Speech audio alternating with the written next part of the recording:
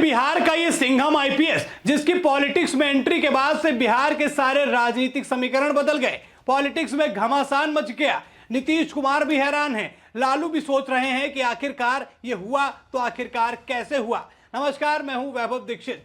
बिहार में विधानसभा चुनाव होने वाले हैं। उससे कुछ महीने पहले बिहार में कुछ ऐसा हो गया है जिसका अंदाजा किसी को नहीं था। एक पूर्व आईपीएस ने पॉलिटिक्स में एंट्री की जिसके बाद से बिहार के सभी राजनीतिक समीकरण बदल गए और कहा यह जा रहा है कि आईपीएस लोगों का बड़ा चाहता है, लोग उसकी बातों को मानते हैं, लोगों के दिलों पर राज करता है। अब सवाल आपके मन में यही आ रहा होगा कि आखिरकार किस पार्टी को ज्वाइन कर लिया है, किसको ऐसी मजबूती मिलने वाली है। दरअसल इस आईपीएस ने किसी भी पार्टी को ज्वाइन नहीं किया है, बल्कि खुद की अपनी एक पार्टी बनाई है और यह ऐलान कर दिया है कि विधानसभा जो चुनाव होने वाला है बिहार में, सभी विधानसभाओं पर उसके प्रत्याशी उतरेंगे। तो चलिए बिना देर के मैं आपको बता देता हूं कौन है शिवदीप लांडे। जी हाँ, शिवदीप लांडे के अगर बारे में बात करें तो ये महाराष्ट्र के रहने वाले हैं और इनकी चर्चा जो है बिहार में बहुत रही है। इनके कार्यकाल की चर्चा बिहार में बहुत रही है। महाराष्ट्र में भले ही जन्मे पर पूरा जीवन अपना लगभग इन्होंने बिहार में दिया। आईपीएस के तौर पर सेवा करते रहे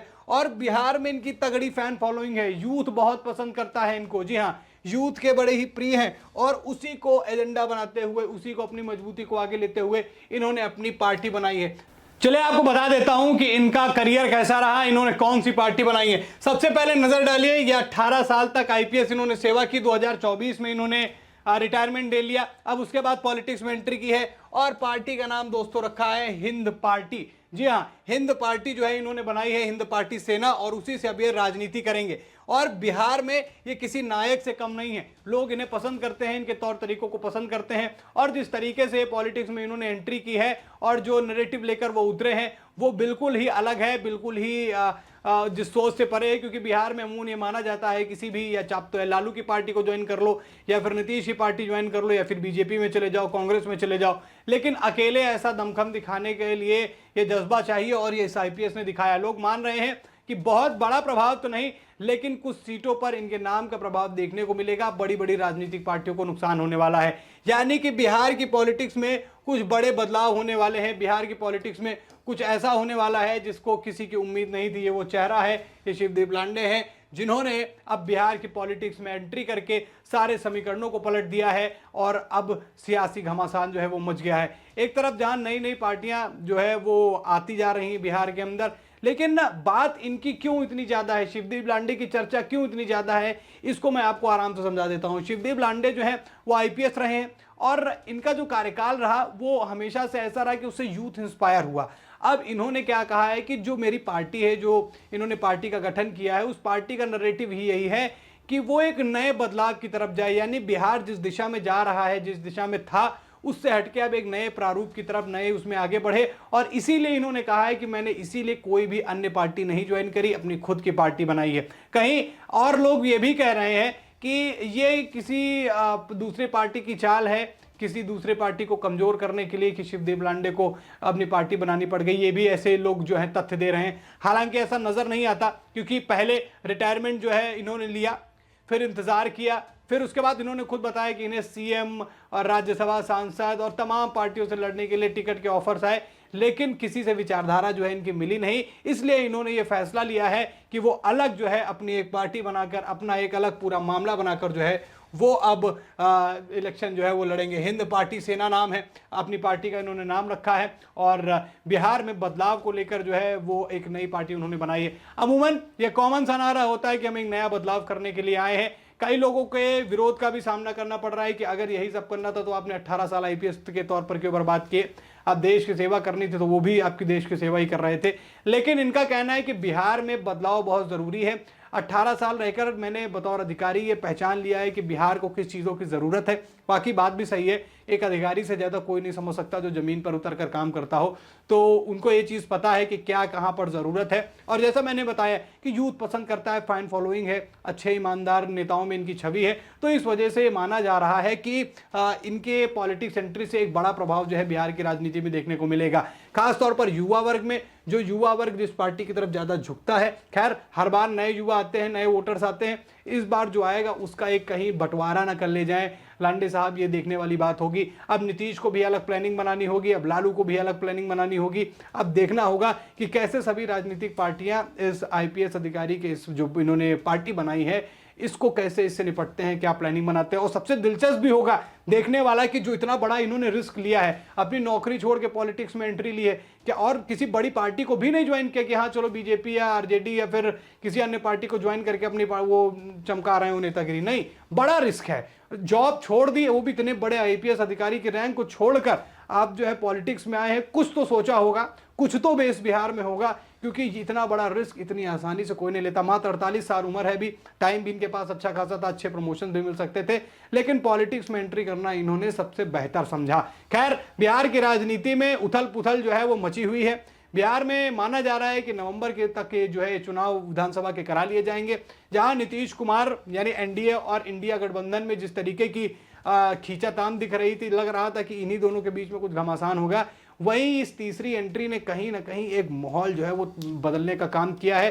राजनीतिक पार्टियों को अब सोचना पड़ेगा, उनको अपने तौर तरीके बदलने होंगे। खैर, आप क्या शिवदीप लांडे के विषय में कुछ जानते थे पहले से, या बिहार में पॉलिटिक्स एंट्री के बाद उनके बारे में जाने हैं? कमेंट करके जरूर बताइएगा। और इन्होंने जो बतौर आईपीएस रहते हुए जो काम किए, उसके बाद इन्होंने जो पॉलिटिक्स में एंट्री की, क्या वो सही है? कमेंट करें। फिलहाल वीडियो में इतना ही। वीडियो को लाइक और शेयर करें। चैनल पर नए हैं दोस्तों तो चैनल को जरूर सब्सक्राइब करें। फिर मिलते हैं एक नई न्यूज अपडेट के साथ, तब तक के लिए धन्यवाद।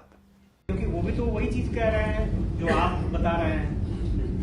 नहीं, एक्चुअली देखिए, सभी का स्वागत है। लोकतंत्र में सबसे बड़ी खूबसूरती ये है कि हर एक को अपनी विचारधारा रखने की बात है, विचारधारा को बढ़ाने की बात है, या अपना संगठन बनाने की बात है, अपनी पार्टी बनाने की, सबको स्वतंत्रता है और अच्छी बात है। आप उन्हीं का नाम क्यों ले रहे हो? मैं तो चाहता हूँ और लोग आए, आप पत्रकार लोग हैं, आपकी भी एक पार्टी बने, आइए। आप तो सबसे क्लोजली देखते हैं, उसका भी स्वागत है। तो एक प्लेटफॉर्म पर भी तो आप लोग आ सकते थे। जब एक ही मोटो है, जब एक ही लक्ष्य है, तो एक प्लेटफॉर्म पर भी आ सकते थे। नहीं, ये आपका नजरिया है, एक ही मोटो है और एक ये, मुझे नहीं लगता है। मेरी विचारधारा नहीं मिलती है वहाँ पे। विधानसभा चुनाव में कैंडिडेट खड़ा करेंगे आप? विधानसभा चुनाव में कैंडिडेट अभी तो पहले संगठनात्मक तौर पर जाएंगे, लेकिन विधानसभा चुनाव हिंद सेना पार्टी लड़ेगी, 100% लड़ेगी। अभी जब मैं पूरे बिहार घूमूंगा तो देखो, हाफ हार्टेडली मेरा कुछ नहीं रहता है। जो होता है डेट होता है, आर पार होता है। लड़ेंगे तो 243 है, अभी देखते हैं कौन सा सीट पर सर आप लड़ेंगे? हाँ, अभी ये देखिए, आप कुछ है कौन सा सीट पे आप लड़ेंगे। यही सवाल है कि जो आपको हम राज्यसभा देंगे, आपको हम मंत्री बनेंगे, आपको हम सीएम का फेस बनाएंगे, बातें तो यही थी। तो आपका सवाल क्यों है? मेरा तो कोई स्वार्थ नहीं है। जो यहाँ पे हर कंस्टिट्यूंसी में चुनाव लड़ेगा वो शिवदीप मोहन लांडे ही चुनाव लड़ेगा, वो मेरा प्रतिनिधि होगा, मेरे आइडियोलॉजी के साथ होगा। तो आप ये मत मानिए कि यहाँ का ये कैंडिडेट है, वो पटना का कोई है, तो बाकीपुर का कोई कैंडिडेट, बाकीपुर में जो नाम अलग हो सकता है, लेकिन उसके पीछे की जो प्रतिमा है, उसके पीछे जो शिवदीप लांडे ही होगा।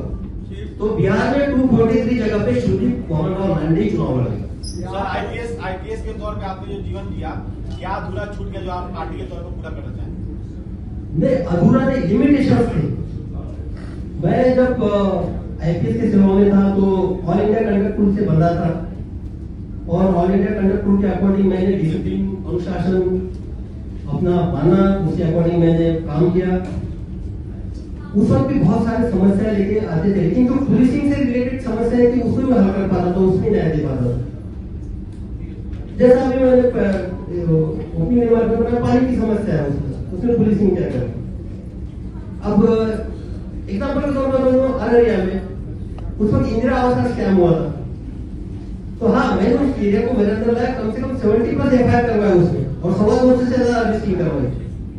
तो जब पुलिसिंग में था, मुझे पता था कि वो वहाँ पे आवास योजना में कुछ गड़बड़ियां है, तो वो वहाँ पे कंप्लेंट आए थे और मैंने किया था। लेकिन हर जिला में मैं नहीं कर सकता हूँ जब तक आप लोगों से कंप्लेंट नहीं आएगा, तो वहाँ पे दायरा एक सीमित था। अभी मुझे लगता है कि मैंने पहले बताया कि गलत उतारने का मेरा एक मुहिम है, एक कदम है, तो मैं उसी के लिए निकल रहा हूँ। अभ्यर्थियों से मिलेंगे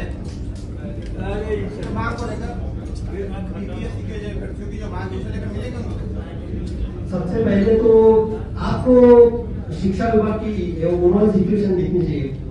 आपको पता है कम से कम 60 लाख यहाँ पे डिग्री लेके बैठे थे लड़के हाथ में।